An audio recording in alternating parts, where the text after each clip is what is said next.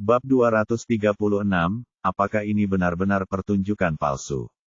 Saat ini, pintu terbuka dan Ye Bufan masuk dari luar. Bangun, cepat mandi, lalu sarapan, kalau tidak kamu akan terlambat ke kantor. Seorang Yimo berkata, apakah kamu membawaku kembali? Siapa lagi kalau bukan aku? Hanya dirimu sendiri gaya mutilasi. Caramu meminumnya, jelas sekali kamu ingin menyentuhku. Maaf, aku membuatmu tertawa. Pada saat ini, An Yimo memulihkan beberapa ingatan yang tersisa, dengan rona merah di pipinya, dan memandang ke arah kamu Bufan dengan malu-malu. Xiao Fan itu, aku tidak melakukan sesuatu yang kasar kemarin, kan? Ye Bufan berkata, tidak, dia hanya ingin mengambil kesempatan untuk menganiayaku. Untungnya, aku berkemauan keras dan aku menolak. Petik 2. An Yimo, kali ini aku benar-benar malu, pipiku merah sekali hingga seperti mau berdarah. Ye Bufan tersenyum dan berkata, tidak, aku menggodamu. Kamu minum terlalu banyak dan bertingkah seperti bayi yang baik. Kamu tidak melakukan apapun. Untuk menghilangkan rasa malunya, An Yimo melihat sekeliling dan bertanya, apakah ini di mana?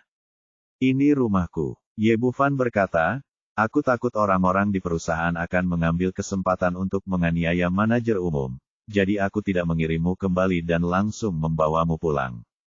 Cerdas seperti An Yimo. Setelah memahami maksud di baliknya, jika Ye Bufan terlihat mengirimkan dirinya yang mabuk kembali ke perusahaan, saya khawatir akan lebih banyak kritik yang ditujukan kepadanya, yang akan berdampak negatif pada pekerjaannya di masa depan.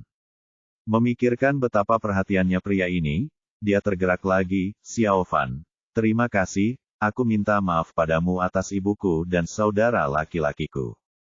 Tidak perlu meminta maaf, tapi menurutku ada yang salah dengan caramu menangani hubungan keluarga, sesuatu akan terjadi cepat atau lambat. Seorang Yimo terdiam sejenak, tapi, apa yang bisa saya lakukan? Ye Bufan berkata, apalagi yang bisa saya lakukan? Jangan lakukan apapun, jika tidak maka akan menjadi kontraproduktif. Seorang Yimo mengangguk, oke, biarkan aku memikirkannya. Ye Bufan tidak mengatakan lebih banyak tentang masalah ini, ayo, aku akan sarapan. Siap, seorang Yimo menyegarkan diri sebentar dan mengikuti Ye Bufan ke restoran. Xiao Fan, apakah ini rumahmu? Apakah ini benar-benar indah? Ini rumahku. Kamu bisa tinggal di sini jika kamu mau. Lagi pula ada banyak kamar. An Yimo berkata, masih tidak berfungsi. Kondisi di dalam perusahaannya juga buruk. Ya, lebih nyaman bekerja di sana. Faktanya, dia lebih khawatir disalahpahami oleh orang lain jika dia tinggal di sini. Jika dia menemukan pangeran piano kecil di masa depan, masalah ini tidak dapat dijelaskan jelas. Sarapan terdiri dari lauk pauk, bakpao, dan bubur nasi. Seperti kata pepatah, anak miskin menjadi ahli sejak dini. Ye Bufan sudah pandai berkarya sejak kecil. Seorang Yimo menggigit rotinya dan berkata, Xiao Fan, sarapanmu enak. Makan lebih banyak jika enak. Ye Bufan bertanya, ngomong-ngomong, siapa pangeran cilik? Apakah kamu berbicara tentang pangeran piano kecil yang beredar di internet? Ya, kata Ye Bufan dengan santai, sebenarnya dia hanya ingin tahu siapa pria yang dihubungi An Yimo setelah dia mabuk. Apakah kamu tidak melihat video yang menjadi viral di internet? Kata An Yimo sambil meletakkan piring dan sumpit di tangannya, menyalakan ponselnya dan memutar video berharga Little Piano Prince. Ini, bukankah ini bagian di mana kamu pamer? Ye Bufan baru saja menyesap bubur dan melihat gambar di video, dan segera mulai terbatuk-batuk. Xiao Fan, ada apa denganmu? Seorang Yimo dengan cepat mengeluarkan 2 tisu dan menyerahkannya padanya. Bukan apa-apa, aku hanya meminum buburnya dengan tergesa-gesa. Ye Bufan menjadi tenang, lalu menunjuk ke telepon dan berkata, apakah ini pangeran piano kecil yang kamu bicarakan? Ya, dengan ekspresi seperti seorang gadis yang baru pertama kali jatuh cinta. Soalnya, pangeran piano kecilku tampan, dan dia memainkan piano dengan sangat baik. Aku ditakdirkan untuk menikah dengannya dalam hidup ini. Kamu kenal dia? Seorang Yimo menggelengkan kepalanya dan berkata, Aku tidak mengenalnya. Aku belum mengetahui siapa pangeran cilik itu. Ye Bufan berkata, kamu bahkan tidak mengenalnya. Bukankah itu terlalu ceroboh? Seorang Yimo berkata sambil tersenyum, aku tidak bisa mengendalikannya. Begitu banyak, bahkan jika dia punya istri, aku bersedia menjadi kekasih pangeran cilik. Ye Bufan terdiam beberapa saat, dan kemudian ada panggilan masuk, yang merupakan permintaan video dari Qin Cucu. Seorang Yimo ragu-ragu sejenak, dan kemudian menghubungkan videonya. Senyuman polos dan menyenangkan Qin Cucu muncul di sisi lain telepon. Momo, kamu di mana? Rumahnya terlihat sangat indah. Seorang Yimo berkata dengan sedikit malu, ya, itu di rumah Xiaofan. Dia awalnya hanya meminjamnya dari pacar sahabatnya, tapi dia tidak memikirkannya begitu banyak hal yang terjadi selanjutnya, dan bahkan tidur di rumah Ye Bufan sepanjang malam, sangat sulit untuk menjelaskan hal semacam ini dengan jelas.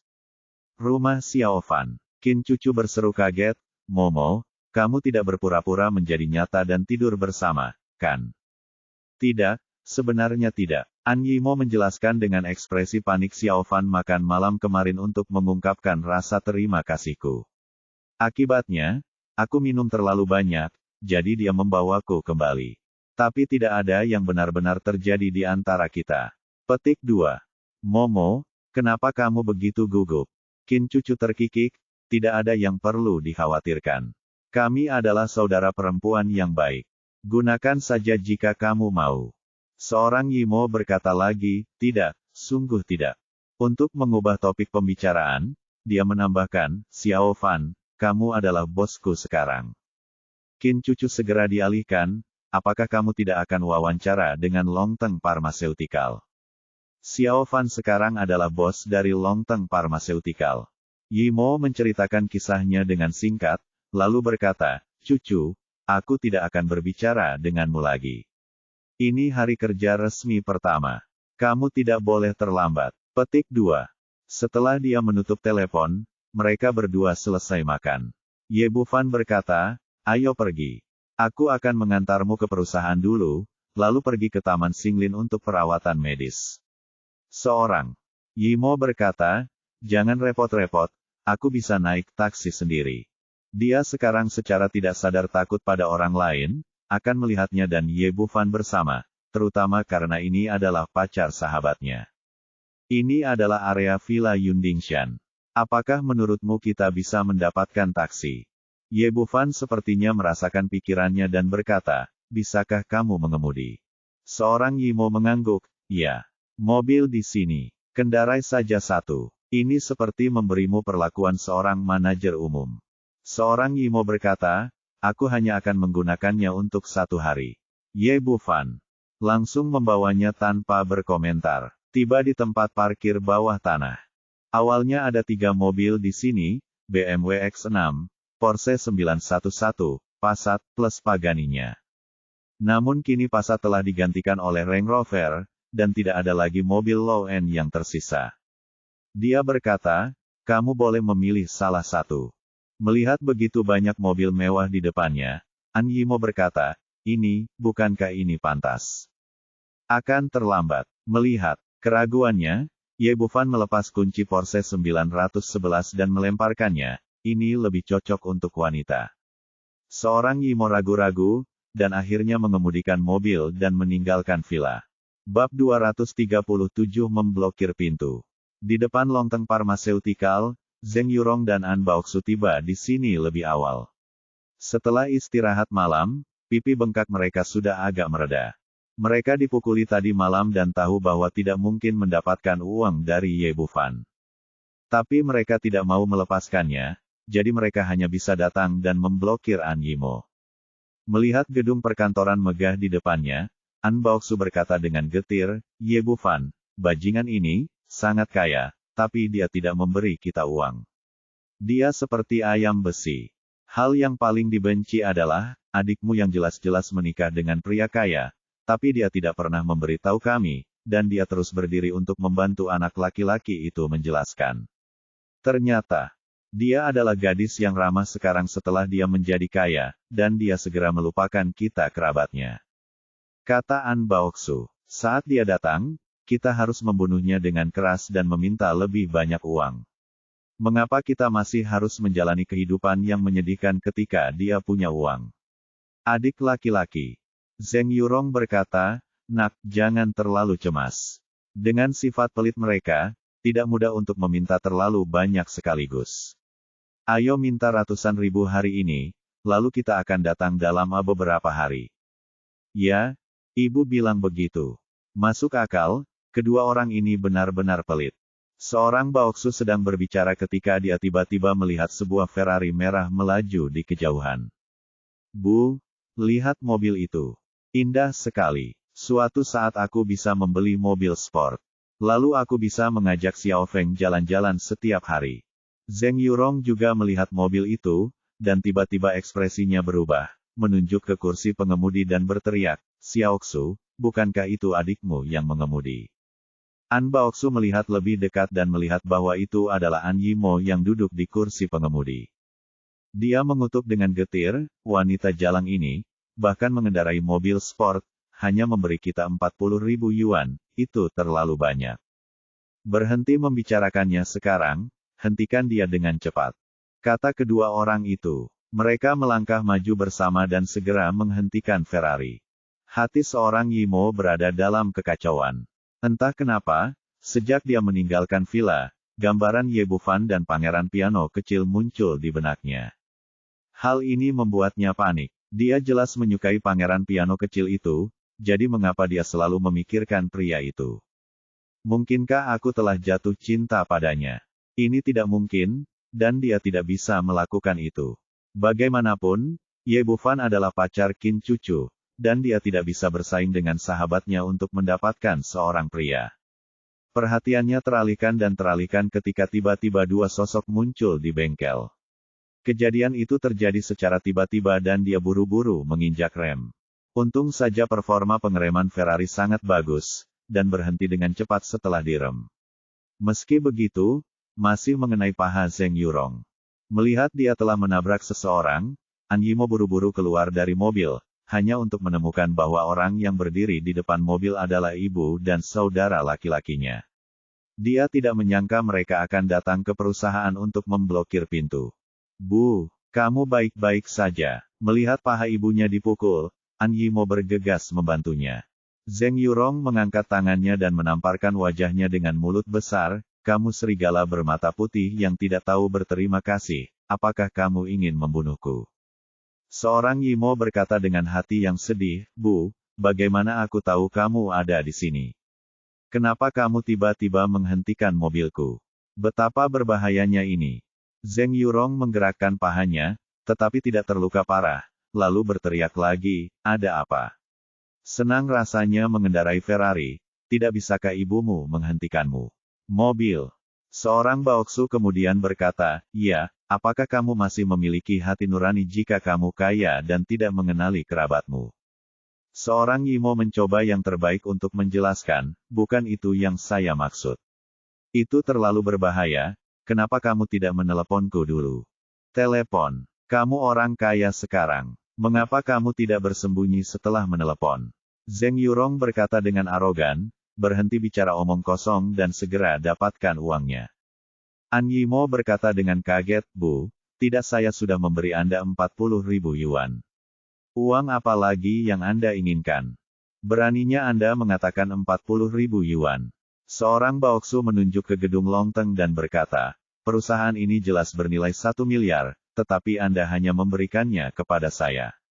40.000 yuan untuk ibu saya benar-benar tidak tahu bagaimana Anda berani mengatakannya."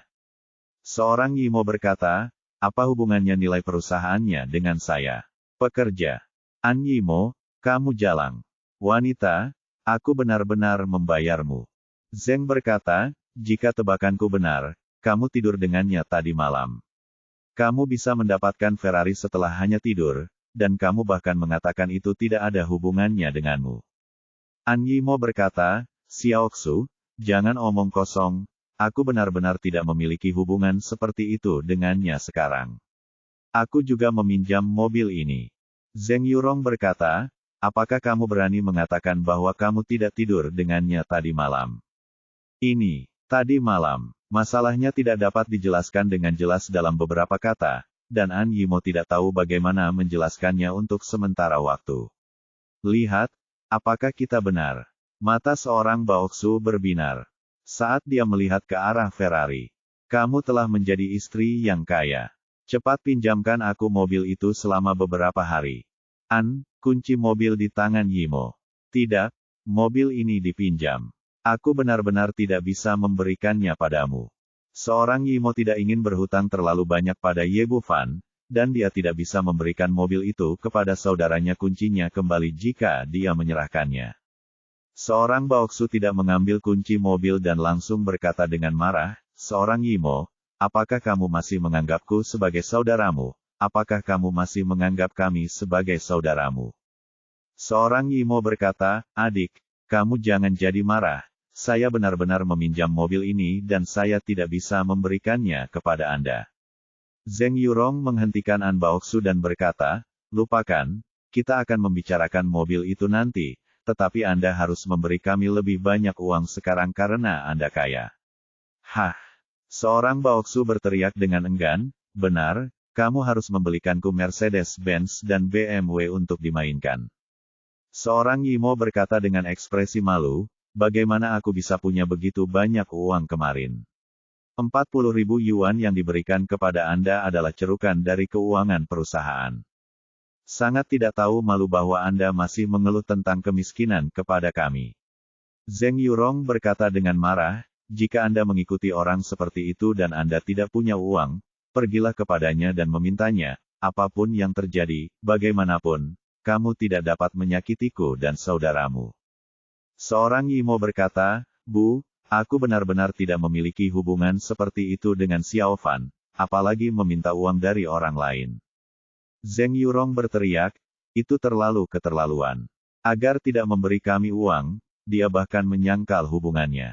Kemarin, anak laki-laki itu berkata di depan kami bahwa kamu adalah pacarnya. Seorang Baoksu kemudian berkata, benar, kamu harus melakukannya hari ini. Ambil uangnya, atau jangan pernah berpikir untuk pergi. Jika kamu bisa, hubungi polisi dan tangkap kami. An Yimo tidak punya pilihan selain mengatakannya tanpa daya, beritahu saya berapa banyak yang Anda inginkan, dan saya akan pergi ke Departemen Keuangan. Pinjamlah beberapa di sana. Zheng Yurong berkata, jangan menunjukkan belas kasihan di depan kami. Seluruh perusahaan adalah milik Anda dan itu kawan, aku tidak bisa meminjam apapun.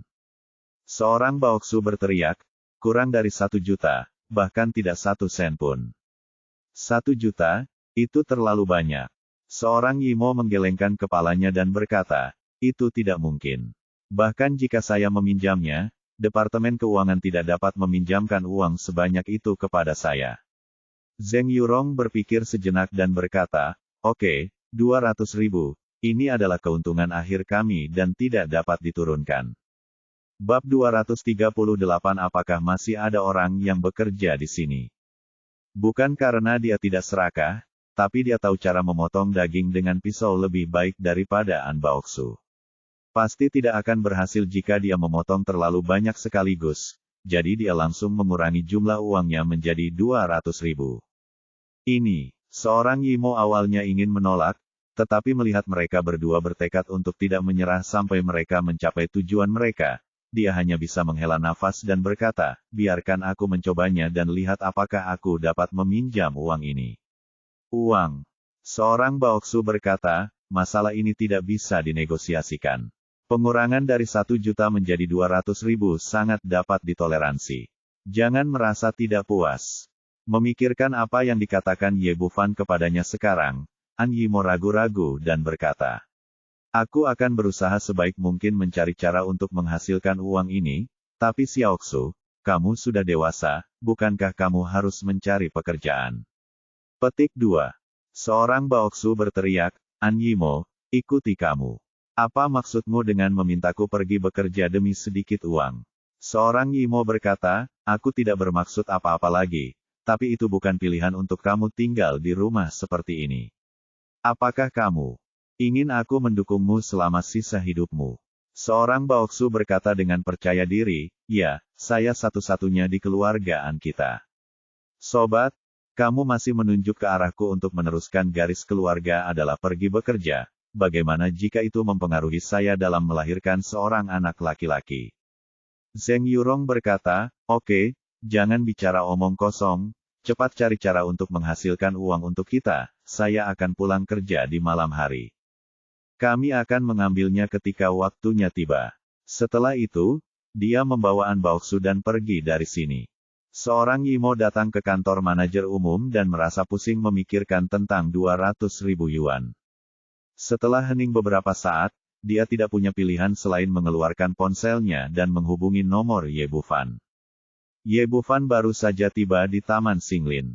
Dia mengangkat telepon dan berkata, ada apa, Xiaomo? Apakah ada sesuatu yang terjadi di perusahaan? Tidak, semua yang ada di perusahaan baik-baik saja. Benar, saya juga ingin membuat cerukan dengan perusahaan, menurut Anda tidak apa-apa. Ye Bufan berkata, berapa? 200.000. Untuk apa kamu membutuhkan begitu banyak uang? Apakah mereka meminta uang lagi? Ye Bufan sekarang mengetahui temperamen An Yimo dengan baik. Dia adalah gadis yang sangat hemat, dan sekarang setelah perumahannya diselesaikan, dia tidak memilikinya jumlah yang besar sama sekali. Seorang Yimo tidak ingin mengatakannya, tetapi dia tidak bisa menyembunyikan hal semacam ini. Jadi dia hanya bisa berkata, ya, mereka baru saja menghentikan saya di depan pintu perusahaan dan meminta saya mengambil 200.000. Petik 2. Ye Bufan berkata dengan tegas, sudah kubilang jangan memberi mereka 1 sen pun. Ini adalah jurang maut yang tidak bisa diisi. Itu hanya akan menyeretmu ke dalam jurang maut di masa depan. Tapi, seorang Yimo adalah hendak mengatakan sesuatu, tapi Ye Bufan menyela. Berkata, bukan apa-apa, selama kamu membuka lowongan, mereka akan meminta uang tanpa henti. Hari ini 200.000, dan besok akan menjadi 400.000. Tidak peduli berapa banyak kamu hasilkan, kamu tidak akan pernah bisa memuaskan keinginan mereka. Kalau begitu, oke. Seorang Yimo juga tahu bahwa apa yang dikatakan Ye Bufan itu benar, jadi dia menutup telepon dan berhenti memikirkannya, dan mulai bekerja dengan intens.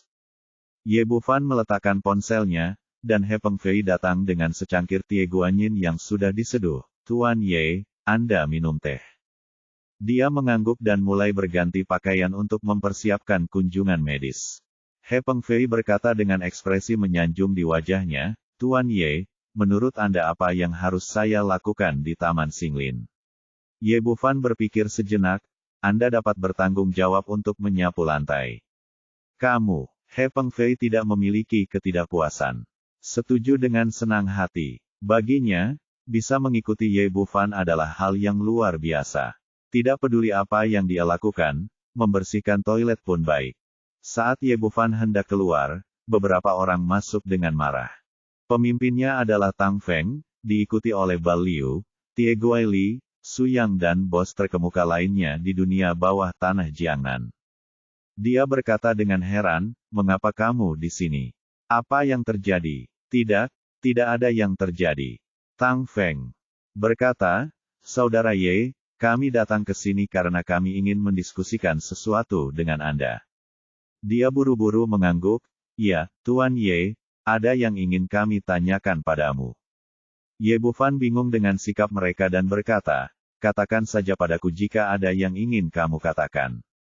Tang Feng berpikir sejenak dan akhirnya berkata, Saudara Ye, apakah kamu masih kekurangan orang di sini? Ye Bufan berkata, apa maksudmu? Tang Feng menarik pemuda itu ke belakangnya, Saudara Ye, ini keponakanku Tang Kui, yang dianggap sebagai seorang salah satu yang luar biasa di antara 3 generasi keluarga Tang.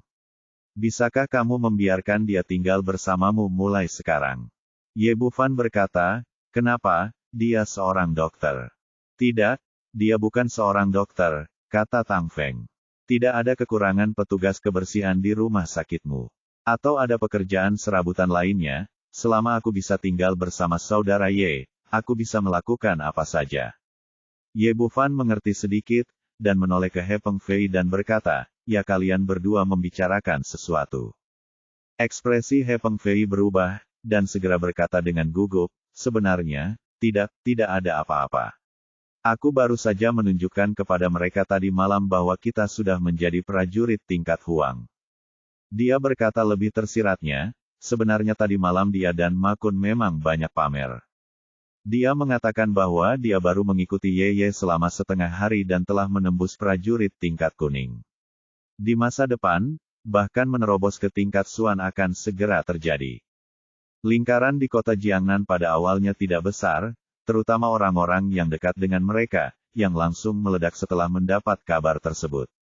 Sebagai anggota keluarga seni bela diri, Tang Feng tahu betul betapa sulitnya bagi orang biasa untuk mendapatkan emas, dan dapat dengan mudah melewati ambang ini dengan mengikuti Ye Bufan adalah peluang besar. Jadi setelah mendapat kabar tersebut, dia datang ke pintu bersama keponakannya tanpa ragu-ragu, berharap Tang Kui juga akan memanfaatkannya. Bukan hanya dia saja yang punya ide. Selain keluarga He dan Ma Jiuye yang sudah merasakan manfaatnya, beberapa bos besar lainnya juga membawa keponakannya ke Taman Xinglin. Mereka semua memiliki tujuan yang sama, yaitu membiarkan anak-anaknya tinggal bersama Ye Bufan. Setelah mendengar apa yang dia katakan, Ye Bufan segera memahami maksud orang-orang ini. Pada saat ini, Liu Botak berkata, "Tuan Ye, ini anakku Liu Mao. Apakah menurutmu kamu boleh membiarkan dia tinggal bersamamu?" Tie Guili berkata, "Tuan Ye, ini anakku Li Fengshan." Su yang berkata, "Tuan Ye, ini anakku Su Lei." Beberapa orang bergegas memperkenalkan anak-anak muda di sekitar mereka, mencoba meninggalkan kesan yang baik pada Ye Bufan. "Halo, Tuan Ye." Beberapa anak muda menyapa secara serempak, menatap Ye Bufan dengan mata penuh hormat. Ye Bufan berkata, "Saya memahami perasaan Anda, tetapi saya adalah klinik medis di sini, dan mereka tidak dapat berbuat apa-apa jika mereka datang ke sini." Melihat bahwa tidak ada niat untuk menerima anaknya, Tang Feng berkata, "Saudara Ye, anak ini Tang Kui dia bisa melakukan apa saja. Saya melihat Anda sedang merenovasi di sini. Bagaimana kalau membiarkan dia memindahkan batu batanya?" Ye Bufan bertanya dengan heran, "Apakah ini pantas? Sempurna tinggallah bersama saudara Ye." "Oke." Tang Feng takut dia akan menolak lagi, dan kemudian berkata, "Saudara Ye, selama kamu dapat menerima anak ini, keluarga Tang kami akan menyumbangkan 1 juta ke Taman Xinglin setiap bulan." Bab 239 Farmasi Union. Ye Bufan tertawa terbahak-bahak dan berinisiatif memindahkan batu bata dan membayarnya kembali 1 juta setiap bulan. Melihat Tang Feng begitu tulus, dia tidak bisa menolak. Dia berkata, "Kalau begitu, biarkan dia tinggal. Lupakan uangnya, saya tidak kekurangan uang di sini." "Terima kasih." Saudara Tang Feng tampak bahagia. Tang Kui buru-buru berkata dengan hormat, "Terima kasih, Tuan Ye." Melihat bos besarnya berhasil, Bal Liu berkata, "Tuan Ye, biarkan anakku tinggal juga, bagaimana kalau membiarkan dia menyapu lantai di Aula Xinglin?" "Tunggu." Ketika Ye Bufan berbicara, He Pengfei adalah orang pertama yang berkata, "Ini tidak akan berhasil. Menyapu lantai adalah pekerjaanku. Dibandingkan dengan memindahkan batu bata, pekerjaan menyapu lantai sangatlah bagus, dan dia tidak akan berhasil diambil dengan mudah." Ini, Bal Liu tentu saja, tidak bisa menyerah seperti ini. Dia punya ide dan berkata lagi, "Tuan Ye, anak ini sangat sehat dan kuat. Bagaimana kalau membiarkan dia menghancurkan tembok?" "Terserah kamu." Su yang menindaklanjuti dan berkata, "Tuan Ye, anakku cukup pandai memasak. Bagaimana kalau membiarkan dia memasak untuk Xing Linyuan?" "Oke." Titik petik 2. Sekarang hanya tinggal 1 Tie Guili yang tersisa, dan semua orang baik telah direnggut oleh orang lain. Dia berkata dengan penuh semangat, "Tuan Ye, apakah Anda punya pekerjaan lain di sini yang bisa dilakukan anak saya?" Sambil tersenyum, "Saya baru melihat-lihat. Sepertinya belum ada yang menggali kecuali septic tank, yang lain sudah selesai." Tie Guili berkata, "Gali saja. Tidak ada yang istimewa, menggali septic tank di rumah Ye. Tangki septik juga sulit ditemukan, jadi pekerjaan ini akan diserahkan kepada anakku mulai sekarang."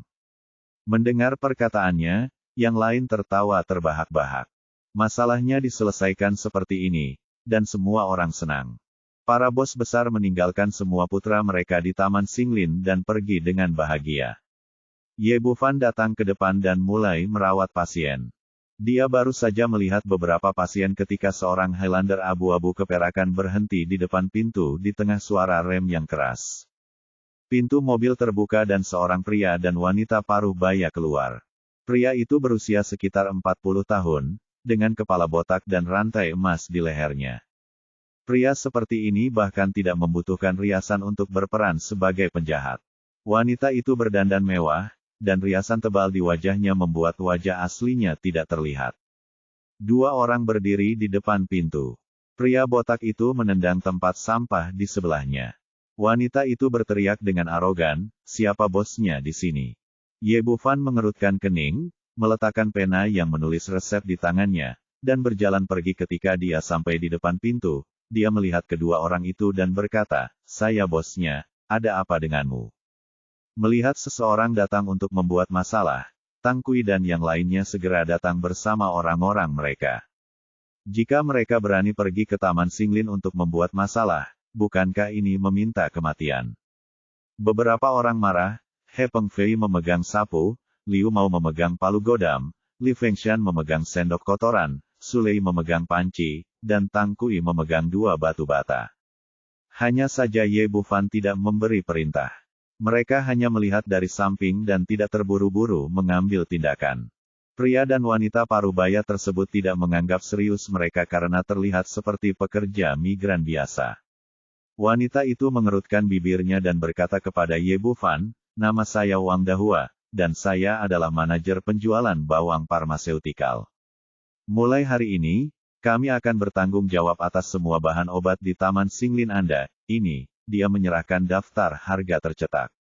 Dia menyerahkannya, ada total 200 jenis bahan obat yang biasa digunakan di klinik medis. Kami akan memberi Anda 500.000 yuan setiap bulan. Saya tidak peduli berapa banyak Anda menjualnya, tetapi obat-obatan ini harus diberikan kepadaku secara akurat. Selain itu, perusahaan kami juga memiliki 50 jenis bahan obat kelas atas, seperti Ganoderma lucidum, tanduk beludru, ginseng, del. Setiap tahun Anda harus menerima minimal 2 juta persediaan. Apakah Anda mengerti maksud saya? Cao Rui melangkah maju dan berkata, "Kami memiliki saluran pasokan sendiri dan tidak menggunakan bahan obat Anda sama sekali, dan metode penjualan Anda terlalu aneh. Bukankah ini jual beli paksa?" Petik 2. Pria botak itu berteriak, "Anda benar, kami jual beli secara paksa. Saya hanya ingin memberitahukan bahwa mulai hari ini, semua bahan obat harus dikirim dari kami." Ye Bufan mengangkat tangannya untuk menghentikan beberapa orang yang hendak melarikan diri. Dia mengambil daftar harga dan melihatnya, "Bahan obatmu agak terlalu mahal. Harganya 2 kali lebih tinggi dari harga pasar normal, akan menggunakan obat Anda." Wang Dahua tertawa terbahak-bahak, seolah mendengar lelucon lucu, "Kami bawang apotek menjual bahan obat. Kapan Anda harus menerimanya? Saya baru saja mengatakan bahwa kami akan mengirimkan bahan obat secara teratur setiap bulan. Anda harus memintanya jika Anda tidak menginginkannya. Tidak peduli apakah Anda membakarnya atau membuangnya, Anda harus memberi saya setiap sen uangnya." Ye Bufan tersenyum tipis dan berkata, "Bagaimana jika kita tidak menginginkannya?" Petik 2. Wang Dahua melambaikan tangannya dan berkata dengan nada dominan, "Itu mudah ditangani. Jangan buka klinik medismu." Petik 2. Dia sudah bertanya sebelum dia datang. Meskipun Taman Xinglin memiliki reputasi yang bagus sebelumnya, taman itu telah kehilangan semua kontaknya setelah ditutup selama 3 tahun. Bos barunya adalah seorang pria muda tanpa latar belakang, jadi dia berbicara dengan percaya diri. "Kamu," Bufan berkata, "kami pasti tidak bisa meminta bahan obat. Saya ingin melihat bagaimana Anda mencegah kami menggunakannya." "Nak, jangan malu-malu," Wang Dahua berkata dengan agresif. "Kami di bawang farmaseutikal memiliki latar belakang yang kuat. Selama saya menelepon, klinik medis Anda akan segera ditutup." Pria botak itu berteriak, "Adalah keuntungan untuk menutupnya. Percaya atau tidak, saya akan memanggil ratusan saudara untuk menghancurkan tempat Anda sekarang." Petik 2. Ye Bufan tersenyum dingin, apakah kamu hebat? Itu benar-benar membuatku takut. Wang Dahua mengambil kontrak lain dan berkata, jadilah cerdas dan berhenti bicara omong kosong. Segera tanda tangani kontrak. Saya harus cepat. Petik 2. Ye Bufan mengambil kontrak itu bahkan tanpa melihatnya. Dia menjabat tangannya dan menghancurkannya menjadi beberapa bagian di tanah. Dia berkata dengan suara dingin, keluar dari sini. Petik 2. Dia masih memiliki banyak pasien yang menunggu, dan dia tidak punya waktu untuk berbicara omong kosong dengan dua orang idiot ini. Ekspresi Wang Dahua berubah, wah, apakah kamu memprovokasi saya? Pria botak itu berteriak dengan arogan, jika Anda berani merobek kontrak farmasi bawang kami, Taman Singlin Anda akan hancur total. Setelah mengatakan itu, dia segera mengeluarkan ponselnya dan berkata, panggil semua saudara dan hancurkan Taman Singlin kepadaku. Wang Dahua meletakkan tangannya di pinggul dan berkata dengan arogan, apakah kamu mendengar itu? Kamu telah berhasil membuatku marah. Belum terlambat untuk mengambil 1 juta untuk memperbaikinya, jika tidak, kamu tidak akan bisa menangis ketika saudaraku tiba. Oke, aku ingin melihat bagaimana kamu menghancurkan klinik medisku. Ye Bufan melambaikan tangannya kepada orang-orang di sekitarnya, berhenti mencari dan pergi bekerja. Hei, Peng Fei melambaikan sapu di tangannya dan mulai membersihkan sisa-sisa kertas di tanah. Tidakkah kalian berdua melihatku menyapu lantai? Keluar dari sini. Saat dia berbicara, dia mengangkat kakinya dan menendang keluar Wang Dahua dan pria botak itu dengan 2 tendangan. Kamu bajingan kecil, beraninya kamu memukulku. Wang Dahua bangkit dari tanah dan hendak mengatakan beberapa kata-kata kasar.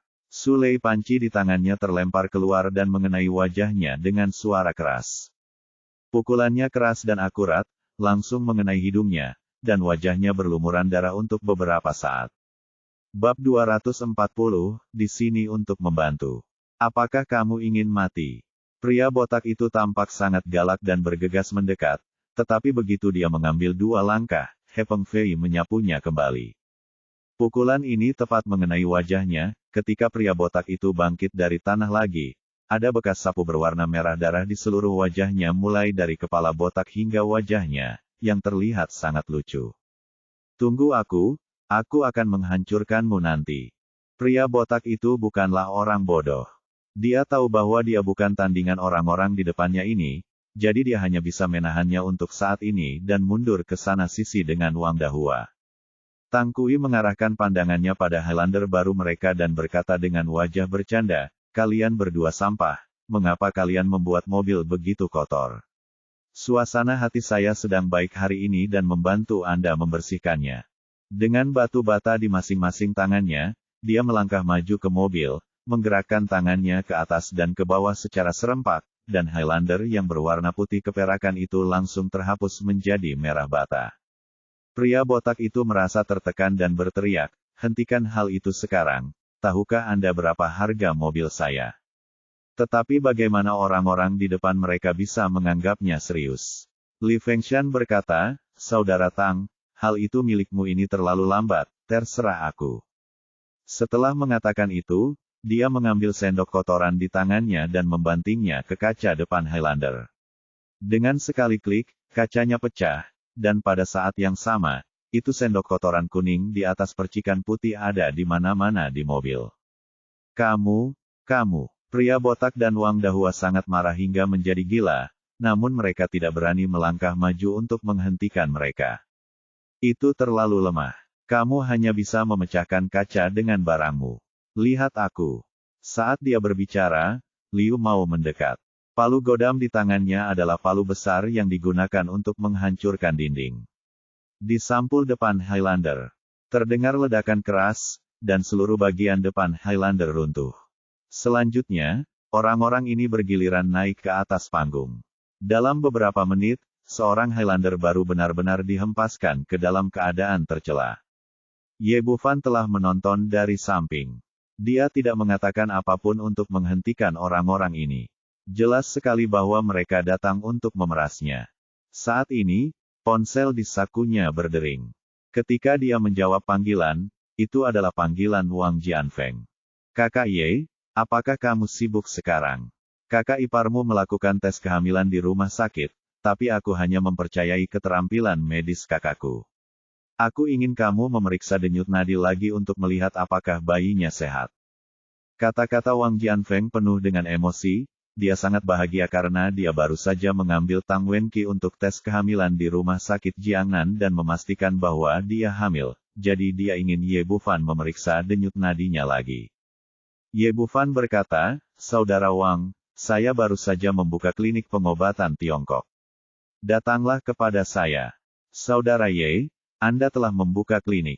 Seharusnya sudah seperti ini sejak lama. Sungguh sia-sia jika Anda jangan gunakan keahlian medismu. Kirimkan aku lokasinya, dan kakak iparmu serta aku akan segera pergi ke sana. Ye Bufan menutup telepon setelah mengobrol sebentar, lalu mengirimkan lokasi Taman Xinglin ke Wang Jianfeng. Pada saat ini, Highlander benar-benar hancur. Pria botak itu meneteskan air mata karena sakit hati dan melompat berdiri dan berteriak, kalian tunggu saja aku. Saat saudaraku datang, aku akan membayarmu 2 kali lipat. Liu, mau mengangkat palu godam dan mencibir, percaya atau tidak, aku akan mematahkan kakimu, dan aku akan menemanimu 100 kali nanti. Beraninya kamu. Pria botak itu mundur beberapa langkah, dan terdengar suara gemuruh motor, lalu 4 van melaju ke pintu Taman Xinglin. Pintu mobil terbuka dan 20 atau 30 gangster melompat keluar dari dalam. Orang-orang ini memegang pisau pendek atau pipa baja. Pemimpinnya adalah seorang pria parubaya dengan kulit gelap dan tato macan tutul hitam di dadanya. Saudara anjing hitam, kamu akhirnya sampai di sini. Setelah melihat orang-orang ini, pria botak dan Wang Dahua langsung merasa seperti telah melihat penyelamat dan hampir menangis. Pria botak itu berteriak, Saudara anjing hitam, para pekerja migran ini tidak hanya memukuli kami, tetapi juga menghancurkan mobil kami. Kita harus memberi mereka pelajaran. Wang Dahua berteriak, dan bos buta itu. Dia berani memprovokasi bawang farmaseutikal kita. Klinik medisnya harus dibongkar.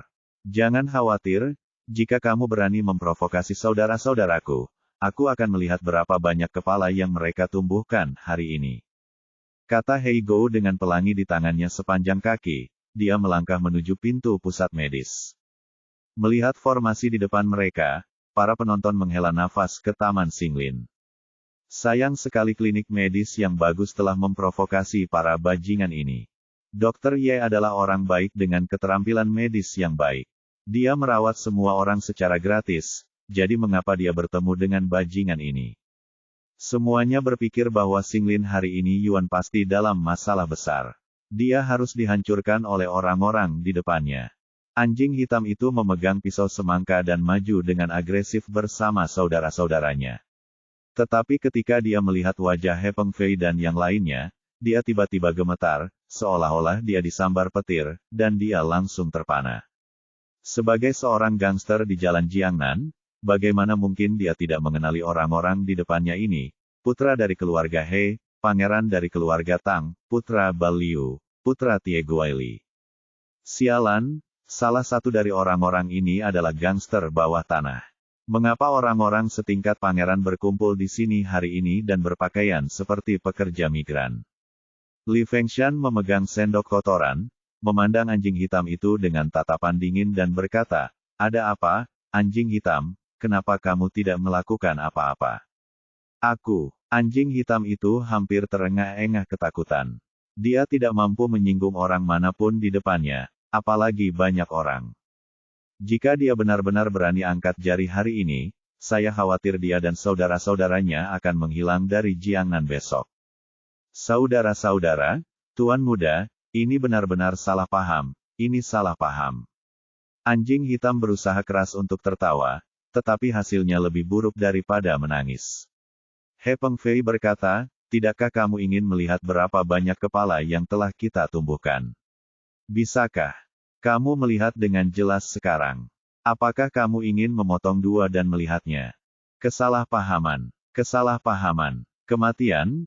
Hatinya tiba-tiba tergerak, dan dia berkata dengan tatapan menyanjung, saudaraku, saya baru saja membawa saudara-saudara saya untuk melihat apakah ada yang bisa kami lakukan untuk membantu. Saya benar-benar tidak punya niat lain. Kamu yakin? Tentu saja. Anjing hitam menghela nafas lega, lalu menepuk dadanya dan berkata, kami bersaudara di sini untuk membantumu. Para gangster di belakangnya juga mengenali siapa yang ada di depan mereka dan berteriak, ya, kami di sini untuk membantumu. Ini membuka matamu. Tang Kui menunjuk ke orang-orang besar di antara para gangster. Kalian tampaknya memiliki tangan dan kaki yang besar. Akan sia-sia jika tidak bergerak batu bata. Ayo cepat ikut aku, masih banyak batu bata yang menunggu untuk dipindahkan ke sana. Kamu tidak boleh makan sampai selesai. Setelah itu, dia mengangkat tangannya dan memanggil 5 atau 6 gangster, yang mengikutinya untuk memindahkan batu bata. Orang-orang dengan kepala kotor dan kepang itu adalah calon yang baik untuk buang air besar. Mereka akan membersihkan septic tank. Orang-orang yang kuat dan memiliki urat di sekujur tubuhnya, hancurkan tembok. Kamu teman-teman agak lemah, tapi tidak masalah, sapu saja lantai untukku. Akhirnya, Sulei melihat ke arah Hei Gou dan yang lainnya memegang pisau di tangan mereka. Lihat, kalian semua bermain bagus, kamu semuanya memotong sayuran untukku. Pergilah. Dalam sekejap, sekitar 20 gangster ini berpisah dan mulai bekerja di Taman Xinglin.